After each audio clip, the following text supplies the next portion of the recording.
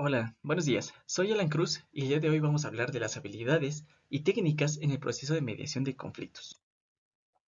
Pero, ¿qué es la mediación de conflictos? La mediación de conflictos es un proceso en el que un tercero o mediador de carácter neutral busca ayudar a las partes involucradas en un conflicto a llegar a un acuerdo mutuo. ¿Y cuáles son estas habilidades necesarias? Bueno, primeramente necesitamos generar confianza y minimizar la hostilidad. A través de su intervención inicial, el mediador debe producir de manera gradual la confianza entre las partes, utilizando la empatía como un medio para reducir la tensión y la hostilidad que puede presentarse. Mostrarse siempre cordial, además de aplicar la creatividad, el sentido del humor, sensibilidad y tolerancia. La escucha activa constituye ir más allá que solamente oír. Exige hacerle saber de forma continua, natural y discreta que efectivamente el mensaje es recibido y comprendido. No significa necesariamente aceptar lo que se está expresando. Es posible atender el relato del otro y no estar de acuerdo en lo que dice.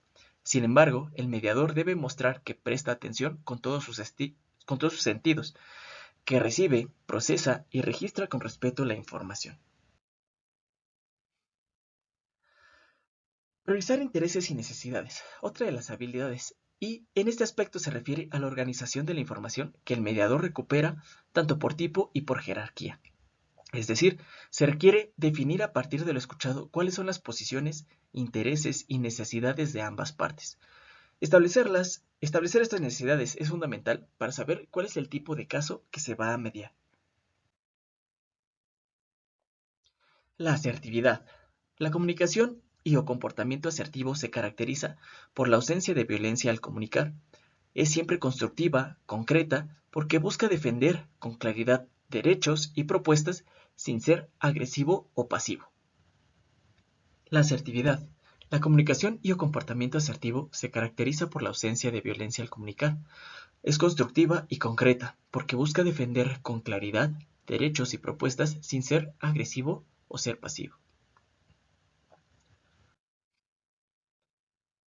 Bueno, ahora hablemos de las técnicas. ¿Y cuáles son estas técnicas? Estas técnicas deben entenderse como instrumentos de precisión que exigen práctica, concentración, capacidad de análisis y autocontrol para su dominio. El dominio de las técnicas brindará mayor seguridad al mediador, principalmente cuando se tiene en cuenta que entre más alto es el potencial de violencia del conflicto, mayor control y dominio se exige en el empleo de las técnicas para poder proceder con firmeza. La primera técnica es el lenguaje neutro. Se refiere a la capacidad de hablar evitando que los prejuicios influyan en la forma de cómo se expresan las partes. El lenguaje neutro puede tener dos dimensiones, una interna y otra externa. En la dimensión externa significa utilizar los adjetivos al mínimo indispensable, es decir, jamás señalar que las partes o sus posiciones o intereses son buenos o malos. El mediador deberá promover que los mediados hagan referencia solamente a las acciones, haciendo notar que éstas no determinan a la persona. Y en la dimensión interna, el lenguaje neutro permite tener una mente abierta ante las situaciones que se presentan. No contiene prejuicios y mantiene alerta y dispuesto a nuevas expectativas tanto al mediador como a los mediados.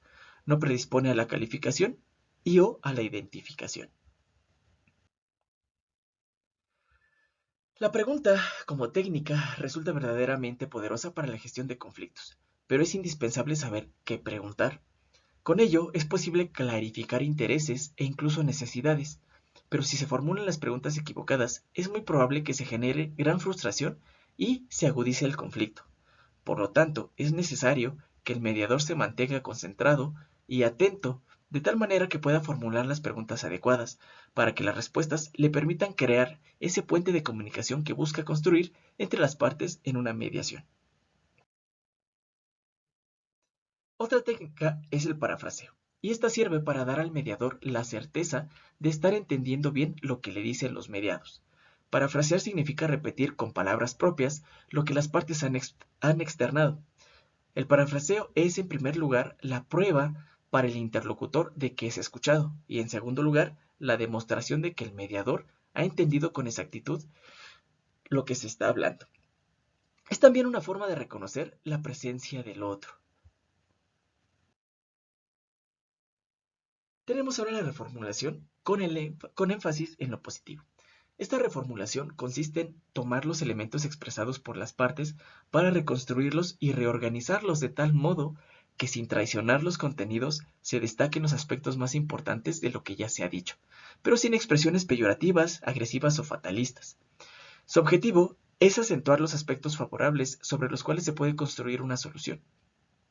El mediador utiliza esta técnica cuando se requiere cambiar una descalificación o un insulto por el sentimiento que se encuentra detrás. Tenemos la calibración. Este proceso de calibración consiste en encontrar patrones de comportamiento.